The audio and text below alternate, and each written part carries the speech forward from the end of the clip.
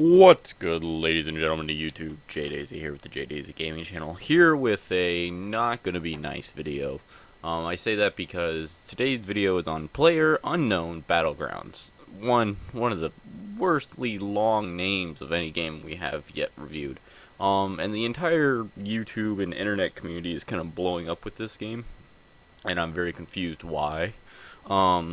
I've played probably about 3 hours of it now. Personally, played about 3 hours, and a friend of mine and roommate played last night for about an hour, and he had a lot of fun.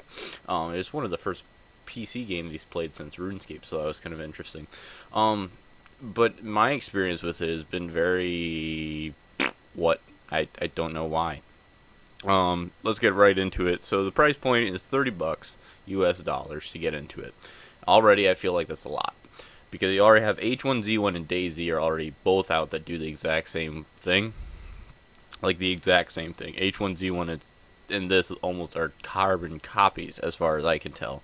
I don't know how this game is getting away with it. And I'm sure a lot of people are going to be like, oh, well, it has this difference and this difference. It's like, no, it's a Hunger Games style. You drop in, find guns, and try not to die. This one has co-op. I don't know. I've never played it, or I have played H1Z1 in day one, but not extensively. They were just not entertaining. One thing I have with them right away is that they're third person.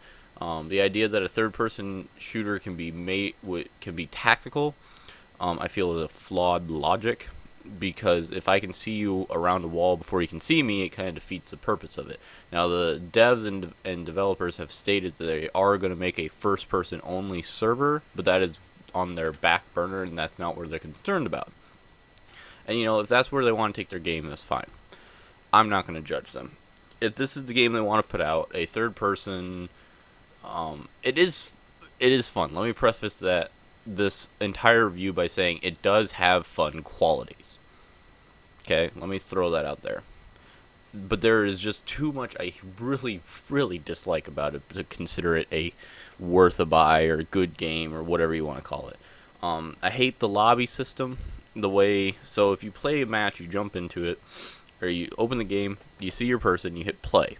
This drops you into a horrible purgatory lobby system where everyone's just running around, jumping around. Somebody might find a gun and shoot for a minute or so, and then you're dropped into the plane and dropped into the battlefield. Now, that's all good and fine, and then when you die, you hit exit to lobby, you go back to your character, you hit play, and there's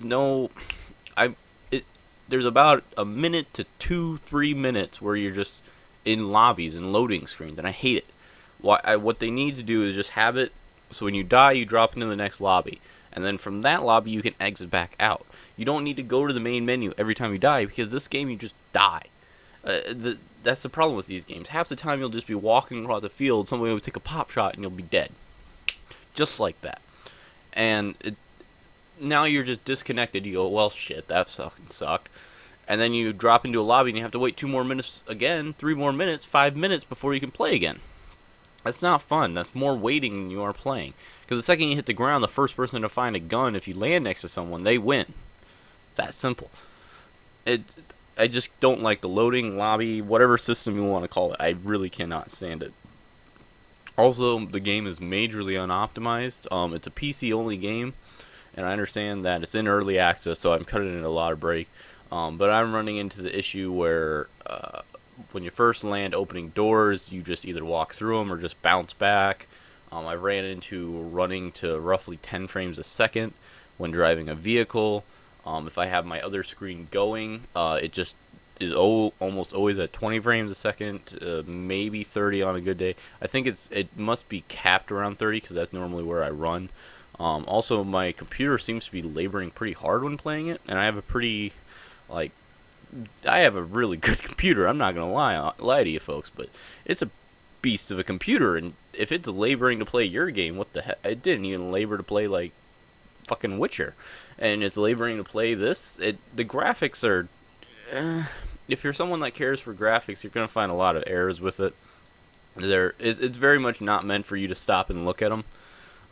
There's a lot of clutter on the ground, which also so the whole point of the game is you go into random buildings, you find random weapons and clothes and stuff, and you pick them up and you do it. but the weapons are always dead center of the room, with almost always like a god light shining down on it, and I don't know, it almost feels like there should be. This isn't that bad. I know I'm hitting on it pretty hard, but like I said, it does have fun qualities. But it'd almost be kind of fun to go full Hunger Games style if you're gonna put out a shooter like this, and have it where you can like pick your gun. Say you get one gun, you get a M16 or a SCAR or a shotgun or whatever, and then you get dropped in, and that's the only weapon you have. That'd be kind of interesting. You only get one, and you have to figure it out. Also, if we're trying to talk about positives, the controls are very basic. I honestly didn't even have to look to see if you can rebind any of them, because the only one that was kind of weird was you can switch to first person to look down the scope, which is double tapping on the mouse. The look button will make you look, or if you hit V, it'll be first person. Now, if you're going around in first person, you're at a disadvantage because it's a third person game. But using the scope, you kind of have to do that double tap to use it effectively, otherwise you're just not using it. I've kind of gotten used to the Ghost Recon way, where the second you look down, you just look through the scope. I'm not going to lie, that's really, really kind of nice. So, the controls are really simple. Like I said, my roommate, rather than played a PC game, especially a shooter like this, ever, he was able to sit down and within a match or two, he made it to the top 10. So it is possible for Novice to pick this up and play it. That also runs into the problem of there's just no. If you played this competitively, I could see where you could run into the issue of just everyone and their brothers playing it right now. I think I saw somewhere it sold over like 11 million copies. It is just flying off the Steam shelf right now, which is amazing to me. Also, another big thing I have a problem with is there's no real. When I play this and I do good or I do bad, there's no reward or discipline either way. And I think that's ultimately what I have a problem with it as. So if you win, you get those, like the XP or the money or the currency or the stars or prestige or whatever the fuck you want to call it. And you can turn those in for these little boxes that give you a cosmetic thing. Now we run into the thing of the cosmetic is nice because it's not affecting your gameplay. No one is better off from being a higher level than anyone else. Okay? Let's get that first. No one is better off if you're a level, or quote unquote level 83 and I'm a level 3. You're no more better off other than you started the game with a cloak and a motorcycle helmet that does nothing. It's the only difference there. On the flip side of that coin, if I am doing really good, there's no real thing for me to show I am. There's no progression system. There's no reward system. There's no ranked servers. There's no battling against the best. There's no even something as trivial as like a little medallion or a fucking ranking shoulder patch. You get what I'm trying to say? There's no discernible. If I did really good, there's nothing that sets me apart from anyone that did really bad, other than looking at your stats and going, "Oh, I went 5-0, or 4-0, or 5-4."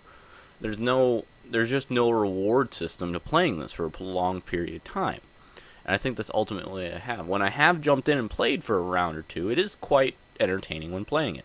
The first or second time I played this, I just got in a boat and made it to the final 10 by just sitting in a little alcove on the other side of the boat while everyone else fought each other. I had fun. And I think that's what this review is saying. The game is fun, but it doesn't equal the price, I think is where I'm having the issue. So it's a $30 game, and yes, I can jump in and play a round or two, but I don't see myself playing a round or two a month from now, or 2 months from now, or 3 months from now. There's just no return thing for me. There's no incentive for me to come back. Maybe if the game was $20, $15, I would be over here raving about it like you guys. I understand $60 is the marker, and you're going, well, it's under $60. Yeah, but $30 is still $30. There's a lot I can do with $30. And I just think maybe that's where I just have something nagging me off with this game. Everyone's just ranting and reviewing about it, and I'm just like, what's the difference? I don't enjoy it. Maybe it's just me. Maybe the fact that it's a third-person shooter, I just inherently cast it off. That could very easily well be. But yeah, if you disagree, which I'm sure some people will, and if you agree, which I'm sure a few people will, leave them down in the comment section. I always love hearing the comments and feedback. As always, if you have any comments, questions, or concerns, please leave them down in the comment box or hit me up on any of the social medias. We're all in this together, guys. See you in the next one.